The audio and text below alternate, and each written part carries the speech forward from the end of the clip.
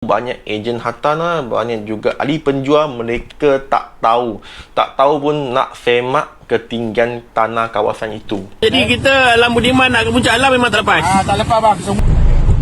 Puncak Alam banjir.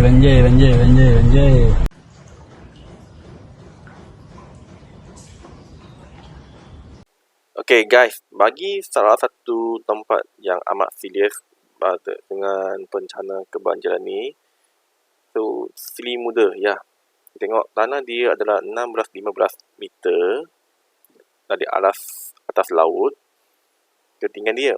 Kita tengok balik sungai dia 25 meter, 24 meter, 24 meter. So korang rasa pelik tak? Alas ketinggian sungai lebih tinggi daripada tanah. Inilah salah satu puncanya kebanjiran. Kalau air penuh, dia akan turun ke tanah bawah lah. So tu lah.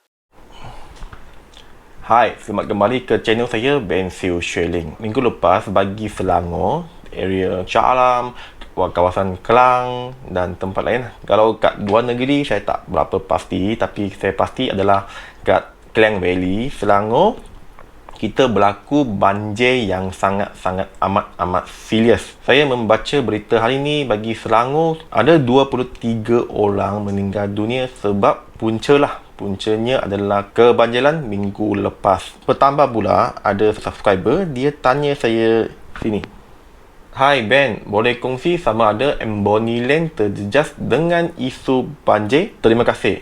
Sebenarnya bagi zaman sekarang, kita sangat-sangat mudah nak tahu tempat kawasan kita adalah berisiko tinggi banjir atau tidak, atau risiko rendah lah. Kita boleh tahu. Bagi video hari ini, saya tak ada buat apa persediaan, so rambut tak sikat juga. Okay, so memang urgent lah. Saya sudah banyak kerja, sudah tertanggung. Bagi ke belakang ini, saya memang kurang lah, tak ada masa nak buat konten ejen hartanah. So bagi video ni saya memang urgent lah.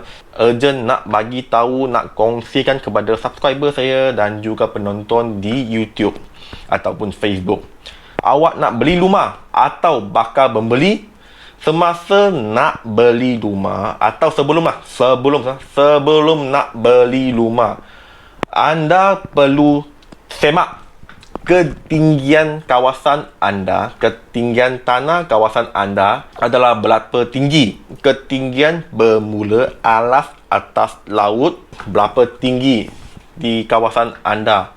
Sebenarnya bagi bagi geografi sebagai sekolah rendah UPSR, saya ambil A. Oleh itu saya tahu kalau kawasan tinggi dia akan berisiko rendah. Ya, kalau 10 tahun dahulu kita nak semak, mungkin kita banyak kerja lah. Kita nak tahu, kita nak pergi semak di mana jabatan. Okey, itu memang payah jugalah. Tetapi sampailah zaman sekarang, kita kat phone ada juga aplikasi untuk tahu ketinggian tanah kawasan kita. Ada beberapa aplikasi lah. Saya hanya tunjuk yang biasa saya guna untuk semak kawasan projek perumahan yang saya target lah, Kat tepi sini ada screen recorder, saya akan tunjukkan anda. So ini adalah kawasan perumahan saya. Sini belum update lagi. Ini adalah under construction, yang gambar yang ditangkap oleh satellite. So korang boleh tengok 86 meter, kira agak tinggi lah. Kalau tengok sini, tengok 84, 82, 92. So bagi tempat guard house memang lebih tinggi lah. Kalau kat garden home, Eco Forest Garden Home, tanah dia adalah lebih rendah sedikit lah, sedikit saja pun kira tinggi lah, 78. Yes, 78. Dan kita tengok fasa kedua Hazelton, ya lebih rendah tapi kira tinggi juga lah, 67 meter. Bagi tempat kawasan Shah Alam dan Kelang, di sana berlaku banjir, sebenarnya ada juga punca. Kat sana permukaan tanah, ketinggian mereka lebih rendah. Ikut logik mengapa kawasan rendah dia akan berlaku banjir. Kalau air hujan turun, air akan mengalir ke longkang. Air longkang akan mengalir ke sungai. Sungai akan mengalir ke laut. Oleh itu, ini penting kawasan tanah yang tinggi adalah berisiko rendah terjadi banjir. Ikut logik lah, tapi ada kemungkinan ada juga. Sebab kalau macam cakap okey, sini tinggi 100 meter, kat 2 ni 200 meter. So, kemungkinan air akan terkumpul di tempat tengah-tengah ni lah.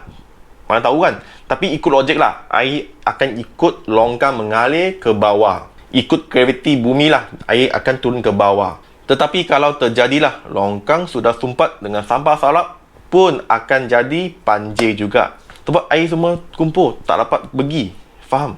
Bagi kejadian kebanjiran, ikut kemampuan lah. Kita boleh derma satu paket beras RM10, RM5. Kita boleh derma ke perbandalan NGO lah, seperti ada Angka Kentang, ada juga yang lain lah. Kita boleh derma semampu yang mana kita boleh. Okey, saya pun ada buat sikit je lah. Ikut kemampuan saya ada buat derma kepada mangsa kebanjiran serius ini. Sebelum korang nak beli rumah, okey, nak buat keputusan nak sign booking form atau apalah, anda mesti tanya, di tempat ini akan berlaku tak banjir atau apa. Biasa pun ahli jualan, mereka cakap, tuan-tuan dan puan-puan boleh tengok sejarah sebelum ni, memang tak ada berlaku banjir.